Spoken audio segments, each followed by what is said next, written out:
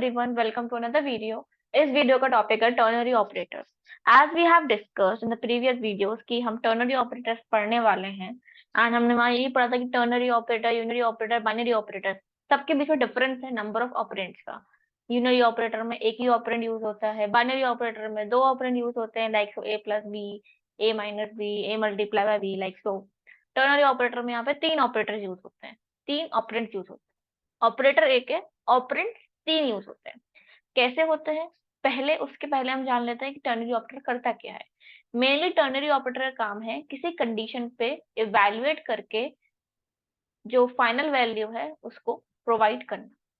For example, यहाँ पर आप देख रहे होंगे, यहाँ पे एक एग्जाम्पल है जहाँ पे हम एक वेरिएबल में वैल्यू असाइन करने की कोशिश कर रहे हैं बेस्ड ऑन सम कंडीशन। इसीलिए टर्नरी ऑपरेटर का नाम भी पड़ा कंडीशनल ऑपरेटर।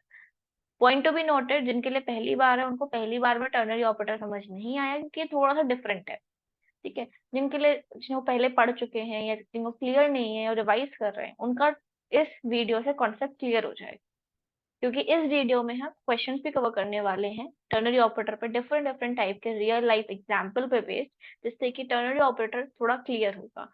पहली बार में नहीं आएगा, लेकिन आप जब वीडियो के एंड में आओगे तो आपको क्लियर हो जाएगा what is the ternary operator and why we are using it and what is the main motive behind it using. ठीक है, तो सबसे पहले हम आता है कंडीशनल ऑपरेटर की मेन एग्जाम्पल पे। तो कभी भी हम कोई ऑपरेटर यूज करते हैं तो मेनली हम क्यों ऑपरेटर यूज करते हैं? कोई ऑपरेशन परफॉर्म करने के लिए। लाइक हमने यूज किया था प्लस प्लस ऑपरेटर, हमने यूज किया plus operator, minus operator, multiplication operator, ये सब हम बचपन से यूज कर रहे हैं, हमें इनके बारे में पता है, ये तो इजी है। टर्नरी ऑपरेटर जो है वो प्रोग्रामिंग का कॉन्सेप्ट है, क्योंकि यहाँ पर हम एक कंडीशन पे काम कर रहे हैं। फॉर एग्जाम्पल, मैंने आपसे बोला कि मेरे पास दो वेरिएबल्स हैं, ए की वैल्यू कुछ है, बी की वैल्यू कुछ है, आप कुछ भी दे सकते हो। मेरे पास कंडीशन ये है कि भाई मेरे पास एक वेरिएबल सम है, ठीक है, या एक वेरिएबल है, सपोज मैं मान लेती हूँ मैक्स है, जिसमें मैं चाहती हूँ कि मेरी जो ए और बी में से बड़ी वैल्यू वो स्टोर हो। तो मैक्स को स्टोर करने के लिए मैंने बोला कि कैसे होगा कि अगर ए बी से बड़ा होगा तो मैक्स में क्या स्टोर होगा, ए, अदरवाइज बी। अगर ए बी से बड़ा है तो ए स्टोर होगा मैक्स में, अदरवाइज बी होगा। ओके, तो ये कंडीशन पर डिपेंड है। अब ए की वैल्यू तो कुछ भी हो सकती है, बी की वैल्यू भी कुछ भी हो सकती है। अब जिनको पता है इफ एल्स, जिन्होंने पढ़ा होगा, नाम सुना होगा, प्रोग्रामिंग थोड़ी बहुत करी होगी, वो बोलेंगे यार इफ एल्स यूज कर लो, उसमें क्या है कि if A is A greater than B then M is equal to A, max is equal to A, else B. लेकिन अभी हमने इफ एल्स पढ़ा नहीं है इस सीरीज में, इसकी नेक्स्ट वीडियो में हमारा इफ एल्स ही आने वाला है। लेकिन इफ एल्स का एक अल्टरनेटिव भी होना चाहिए।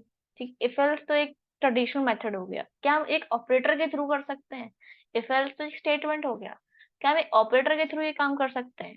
Answer is yes, and answer is ternary operator.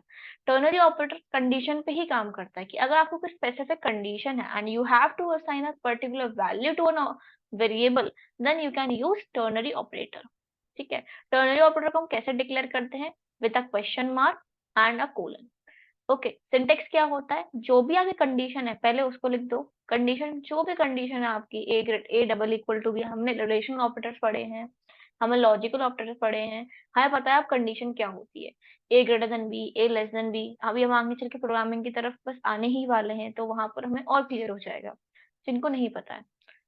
Next, और जैसी कंडीशन आपने लिखी ternary operator at is question mark, then हम वैल्यूज दे सकते हैं।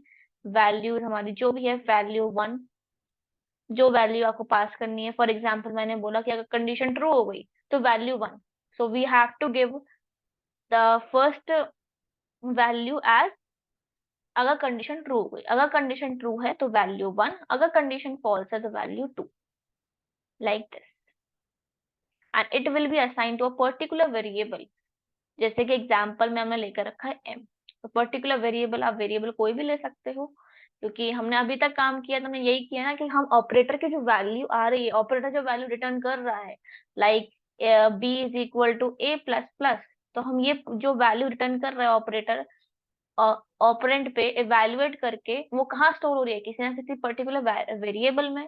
तो यहाँ भी एक ऑपरेटर है, तो वो भी किसी ना किसी वेरिएबल में वैल्यू को स्टोर करेगा, तो हमें एक वेरिएबल चाहिए, एक कंडीशन चाहिए, क्योंकि हम यहाँ कंडीशन पे काम कर रहे हैं। अब कंडीशन के साथ दो चीजें हो जाती हैं, या तो ये होगा या तो ये होगा, है ना। कंडीशन का मतलब क्या होता है, या तो ये होगा या तो ये होगा। अगर ये ट्रू हो गई कंडीशन तो पहली वाली वैल्यू, अगर फॉल्स हो गई कंडीशन तो दूसरी वाली वैल्यू। तो एक हमारी ट्रू वैल्यू हो गई, एक हमारी फॉल्स वैल्यू हो गई। पहली वैल्यू जो हम रखेंगे वो ट्रू वाली रखेंगे, सेकंड वैल्यू हम जो रखेंगे वो फॉल्स वाली रखेंगे। That's it. एंड हमको क्या याद करना है, टर्नरी ऑपरेटर का सिंबल क्या होता है, question mark and colon. Question mark आता है हमारी ट्रू वैल्यू के पहले एंड कोलन आता है हमारी फॉल्स वाली वैल्यू के पहले। एक बार और इसको क्लियर करने के लिए हम फ्लो चार्ट देखते हैं, जिससे कि ये थोड़ा सा विजुअल रिप्रेजेंटेशन से और क्लियर हो जाएगा। So moving on to next slide, working of ternary operator. How ternary operator works? So यहाँ पर भी सेम चीज है कि हमने एक्सप्रेशन वन में हमारी कंडीशन रखी, ठीक है। Resultant value that is a variable, जिस वेरिएबल में स्टोर होगी हमारी final value, that will be on left side. Okay, now ternary operator का पहला सिंबल है क्वेश्चन मार्क। सो अगर एक्सप्रेशन वन इज ट्रू, आप डायग्राम में देख सकते हो, यहाँ लिखा है अगर एक्सप्रेशन वन ट्रू हो गया then expression two will be evaluated if expression 1 is true. Otherwise, expression 3 will be evaluated. Like so. And this is the flow chart. अगर एक्सप्रेशन वन ट्रू हो गया, इसको और अच्छे समझने के लिए, अगर एक्सप्रेशन वन ट्रू हो गया, question mark part will be executed, that is expression two will be evaluated. Otherwise अगर एक्सप्रेशन वन फॉल्स हो गया then colon part will be executed, expression three will be evaluated. Expression three में कुछ भी हो सकता है, जरूरी नहीं कोई वैल्यू हो। जब आगे बढ़ेंगे थोड़ा देखेंगे कि भाई जरूरी नहीं है कि यार यहाँ पर भी एक एक्सप्रेशन हो सकता है, लेकिन उतना आगे अभी नहीं जाना है। आप यही मानो कि अगर एक्सप्रेशन वन हमारा फॉल्स हो गया तो हमारा जो वैल्यू थ्री है वो इवेल्युएट होगी and the resultant value of the expression will be given two variable. So this is the flowchart of ternary operator, conditional operator. Now moving on to question based on ternary operators. In this we will practicing some basic questions, some real life questions based on ternary operators. जैसे कि पहला question है, assign fine ₹100 when speed is more than 60, otherwise fine is 0. तो हमको fine निकालना है कि भाई पर्टिकुलर बंदा है जो हम आपने देखा होगा स्पीडोमीटर्स लगे रहते हैं बड़े बड़े एक्सप्रेस वेज पे, हाईवेज पे, कि एक स्पीड लिमिट होती है और जैसे ही वो स्पीड लिमिट क्रॉस होती है, जो स्पीड सेंसर्स हैं वो कैलकुलेट करते हैं कि भाई आपकी स्पीड है, क्या ओवर स्पीड थे आप, ओवर स्पीड अगर आप हो गए तो आपके मोबाइल में मैसेज चला जाएगा कि आपको फाइन लगा हुआ है। तो ये ऑटोमेटिक प्रोसेस होती है। ऑटोमेटिक प्रोसेस के लिए पीछे क्या होते हैं, प्रोग्रामर्स होते हैं। तो हमें एक प्रोग्राम बनाना है जिसमें लिखा हुआ है, जिसमें हमको बोलना है वही फाइन जो है हमारा फाइन, इसको हम इंट मान सकते हैं, ठीक है। हम अब डेटा टाइप पढ़ चुके हैं, हम बोल सकते हैं इंट टाइप। तो ये जो हमारा फाइन है उसकी वैल्यू क्या होगी, उसकी वैल्यू हम डायरेक्टली नहीं दे सकते, उसकी वैल्यू है कि भाई अगर मेरी स्पीड, जो गाड़ी की स्पीड है, तो स्पीड भी एक वेरिएबल होगा। स्पीड को हम ना, हो सकता है कहीं से हमको इनपुट मिल रहा हो यूजर से, तो इन स्पीड आ गया। स्पीड अगर 60 से बड़ी है देन फाइन हो जाएगा 100, अदरवाइज कोलन 0। अगर स्पीड हमारी 60 से बड़ी होगी देन फाइन में स्टोर हो जाएगा 100, अगर स्पीड 60 से छोटी होगी तो फाइन में स्टोर हो जाएगा 0। अगर मैं स्पीड की वैल्यू दूं 50 तो फाइन में क्या स्टोर हो जाएगा, 0 ऑब्वियसली। सिमिलरली अगर मैं स्पीड की वैल्यू दूं 120 या 65 या 75 तो in all the cases fine की वैल्यू हो जाएगी हमारी 100। अब ये तो हो गई डायरेक्ट वैल्यू। अब मैं नेक्स्ट क्वेश्चन पे आता है। नेक्स्ट क्वेश्चन थोड़ा सा चेंज है, ज्यादा नहीं, कि अब यहाँ पर कमीशन की बात है। ये भी एक रियल लाइफ एग्जाम्पल है कि जो बिजनेस होते हैं बड़े बड़े, वहां पर यही होता है कि अगर आपने कुछ पर्टिकुलर अमाउंट से ज्यादा ही खरीदी करी है या आपने पर्टिकुलर अमाउंट परचेज किया जाता तो आपको पर्टिकुलर कमीशन या डिस्काउंट मिलता है।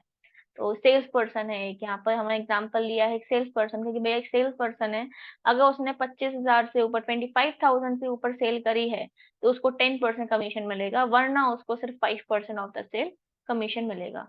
अब एक बंदा बिठा लेने से अच्छा है कंप्यूटर प्रोग्राम बना लेते हैं कि भाई खुद ही कैलकुलेट कर ले, भाई की कंडीशन है 25,000 से ऊपर है तो उसको 10% कमीशन दे दो और इसको कमीशन को खत्म करो, इसको बंदे को खत्म, क्योंकि बहुत सारे सेल्स पर्सन है, एक ही बंदा कैलकुलेट नहीं कर सकते। तो ऐसे छोटी छोटी चीजों के लिए प्रोग्राम बनते हैं। तो यहाँ पर हम ले सकते हैं इंट कमीशन ले सकते हैं क्या? अब बहुत से लोग सोच रहे होंगे हाँ नहीं, इंट कमीशन हम नहीं लेंगे, क्योंकि यहाँ पर हमसे बोला है परसेंटेज की बात करिए। अब परसेंटेज तो कुछ भी आ सकता है, 25,000 है। अब सेल तो मैं आपको एक वैल्यू देती हूँ सेल की, लेट सपोज 22,599। अब इसकी वैल्यू अगर हम 10% या 5% कैलकुलेट करेंगे, जो भी कैलकुलेट करना होगा, मुझे पता है 5% करना है, तो एक डेसिमल आएगा। हर बार इंटीजर आए ये कंफर्म नहीं है। तो जब भी ऐसी सिचुएशन हो तो आप, हमको पता है हमारे हमारे पास अवेलेबल है multiple data type, that is float और डबल, जो कि हमारे डेसिमल फ्लोटिंग पॉइंट को हैंडल करते हैं, है ना, डेसिमल या फ्लोटिंग पॉइंट को। तो डेसिमल या फ्लोटिंग पॉइंट के लिए हम फ्लोट या डबल यूज करते हैं, तो मैं यहाँ पे डबल लेती हूँ, डबल कमीशन। ओके। अब हमारे पास कंडीशन क्या है कि अगर सेल की value, that is sale, sale भी एक मान लेते हैं कोई वेरिएबल है, sale is greater than 25,000, then value true में, अगर सेल 25,000 से ज्यादा हुई तो वैल्यू ट्रू में क्या आएगा, 10% ऑफ द सेल। तो अब यहाँ हम डायरेक्ट वैल्यू नहीं रख सकते, इसीलिए फ्लो चार्ट में मैंने क्या लिखा था, एक्सप्रेशन 1, एक्सप्रेशन 2, एक्सप्रेशन 3। ये एक एक्सप्रेशन हो गया, तो हम यहाँ पर भी तो एक्सप्रेशन रख सकते हैं। Expression is the just combination of operators and operands. अब यहाँ पर वही सिस्टम आ गया कि हमें बोला है 10% ऑफ द सेल्स, ना कि कोई वैल्यू। तो 10% निकालने के लिए हम कैसे करते हैं, 10% ऑफ सेल, सेल की वैल्यू कुछ भी हो सकती है, सेल की वैल्यू हमारे इस वेरिएबल में स्टोर है, दैट इज सेल। अगर आप इसको कैलकुलेट करोगे तो आप वो इसको आप ऐसे कर सकते हो, 0.1 में कन्वर्ट कर सकते हो, इतना मैथमेटिक्स तो आता होगा। 0.10 हम लिख सकते हैं। तो क्या मैं इस पूरे एक्सप्रेशन को ऐसे नहीं लिख सकती, 0.10 into sale? 0.10 is indicating just the percentage. तो इस चीज को याद रखना, प्रोग्रामिंग में कहीं भी परसेंटेज का यूज आए, you have to convert it like this. आप ऐसे लिख सकते हो, लेकिन वो आप खुद सोचो कितना कंफ्यूजन हो जाएगा, आपको खुद देखने में अच्छा नहीं लगेगा।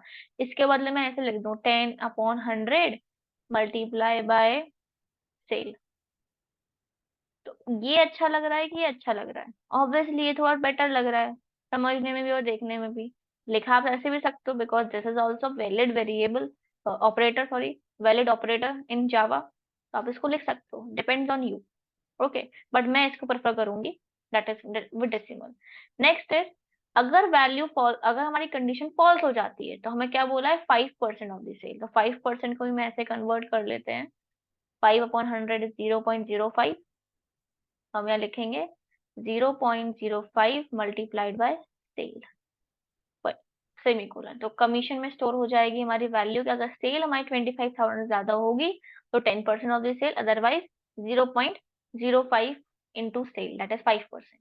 तो हम सेल की वैल्यू कुछ भी अज्यूम कर सकते हैं, लेट्स सपोज मैंने 20,000 लिया, तो ये 25 से कम है, तो हमारा 5% ही जो है वो कमीशन मिलेगा।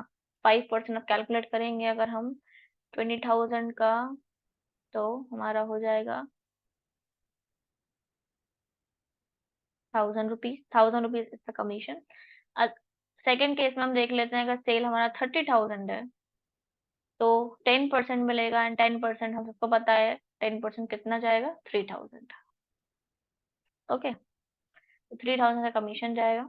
ऐसे हम कैलकुलेट कर सकते हैं मल्टीपल केसेस, एंड ये हमको नहीं करना है, ऑब्वियसली हमें प्रोग्राम ही इसलिए बनाया है कि हमारा जो प्रोग्राम है वो खुद कैलकुलेट करे depending on the sale. Done. Next is using ternary operator print hello when G is human, otherwise print y। एक ऐसी नॉर्मल एग्जांपल ले लिया मैंने कि हम जब कोई वेबसाइट पे लॉग इन करते तो वो बोलता है ना, proof that you are not a robot, तो हम उस पर टिक मार्क करते हैं। तो हम, मैंने एक छोटा सा प्रोग्राम बना लिया कि भाई अगर जी ह्यूमन है, तो हमने पता लगा लिया, वैल्यू मिली कि अगर जी ह्यूमन मिला हमको तो ठीक है, तो उसको हेलो बोल दो, वरना उसको बोल दो बाय।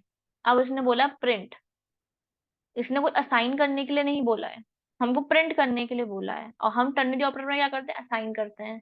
तो हम किसको असाइन करेंगे, ठीक है, हम एक काम करते हैं, एक वेरिएबल बनाते हैं, स्ट्रिंग, स्ट्रिंग वेरिएबल बनाते हैं, लेट्स सपोज वी ले लिया मैंने, और उससे बोला कि अगर जी मेरा ह्यूमन है, तो ये तो आपको पता होगा कि डबल इक्वल्स टू क्या होता है हमारा, double equals two is a relational operator, तो हमने कंडीशन लिखी कि भाई जी अगर हमारा ह्यूमन है तो आप प्रिंट कर दो, मतलब प्रिंट कर दो वी की वैल्यू ये दो हेलो, अदरवाइज प्रिंट कर दो या वी की वैल्यू कर दो बाय। और हम जो भी वैल्यू वी में स्टोर होगी उसको हम प्रिंट करा सकते हैं, system dot out dot print L N V, like this. तो यहाँ पर क्या होगा, कंडीशन ट्रू होगी तो हेलो मिल जाएगा वी को, अदरवाइज बाय मिल जाएगा।